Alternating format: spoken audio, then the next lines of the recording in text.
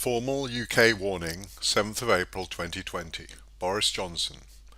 Please also watch the critical government killer video. I previously highlighted that the odds of two leading figureheads getting the virus in the UK, Prime Minister Boris Johnson and heir to the throne Prince Charles, were 1 in 32 million at the time, from memory. For the life of me I can't find the quote, but someone asked how I got the figure, so it's out there somewhere.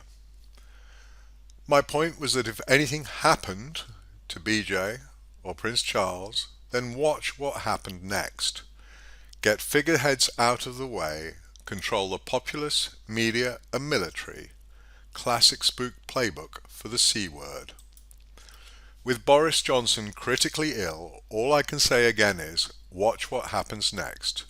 It's not a prediction, but an alert. After a clear democratic win for Leave, we were subjected to relentless attack and resistance in the courts and in Parliament against the decision to once again be a free people. I stated at the time that after Brussels we needed to do Westminster. How sad that we never sorted either. We might never have had a PM who stood by while a report was generated with a number plucked out of thin air to scare us. It worked, and the mass of the public are afraid and obedient. A Prime Minister who finally, after the disastrous May years, spoke robustly about our future free of EU diktat. We never have and never will leave Europe. Europe is a continent, a landmass with which we have been trading for 3,000 years, long before Rome invaded. It's like saying the USA is leaving Earth. It's nonsense. We did decide to determine our own future, a decision so natural that I cannot conceive of people who long for a parent or to be part of something to the degree that they will accept any humiliation to remain part of the EU. As Greece discovered, the EU is ruthless and self-serving. It seeks always to enlarge without regard to the well-being of the people it rules, and it does rule them. So it was a massive blow that the country that has freed Europe 4 times in 2 centuries, only to submit to the EU cabal, should finally have enough and say, this doesn't work for us. How dare anyone say that being ruled by the few doesn't work for the many? Many tried and failed to prevent Brexit, but it almost looked for a moment like 66 million people might be once more the masters of their own fate. A question often asked now that the deceit of the UK government has been revealed is why? Why create such economic turmoil and destruction? Why impose such fear and control on a people? Which rather answers itself, doesn't it? I have said that in my view the virus is natural and the contagion real. I have no reason to doubt either, but sitting on a sofa in Kent, I have not personally interviewed the virus or had one visit to verify. There are people who enjoy setting fires, heedless of the damage they do, or indeed reveling in it. I believe the response to the virus is opportunistic. I am told that Bill Gates has said that to fight the virus we need mandatory vaccines and chipping. Over my dead body, as it may indeed be. How far will the elite go to insist on eroding our last fundamental rights to make our own decisions as to our own body? The NHS has been generously gifted financial absolution, which is of course irrelevant.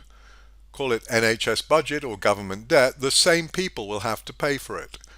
The same people who are in their homes, unable to work, unable to earn, unable to pay for their own lives, and they are still the people who will have to pay for other people's votes as generously bought by the politicians.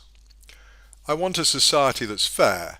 It is our heritage and an ancient struggle between Camelot, a legend but like all legend founded in a reality, see my Essene Camelot novels, and the Roman model of power and tribute taken by force. Lex legio legatus. I am the law. I have the legion. I am the chosen one. Your choice does not matter any more today than it did under Roman times or the modern Roman times of the Senate and Presidents.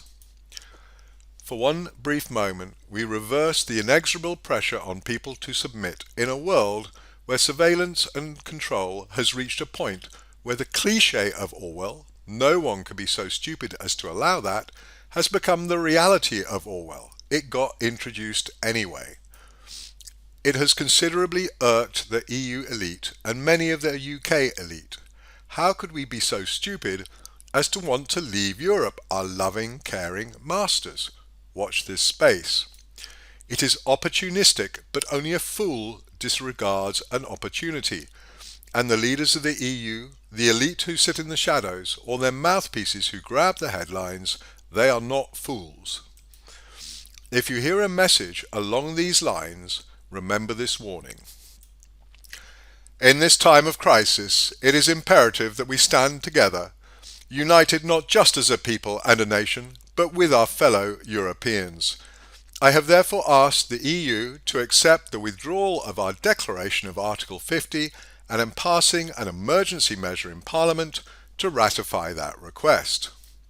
The EU have put out in a statement their willingness to accept such a measure and have expressed their pleasure that we can continue to be a critical and key player in the European family.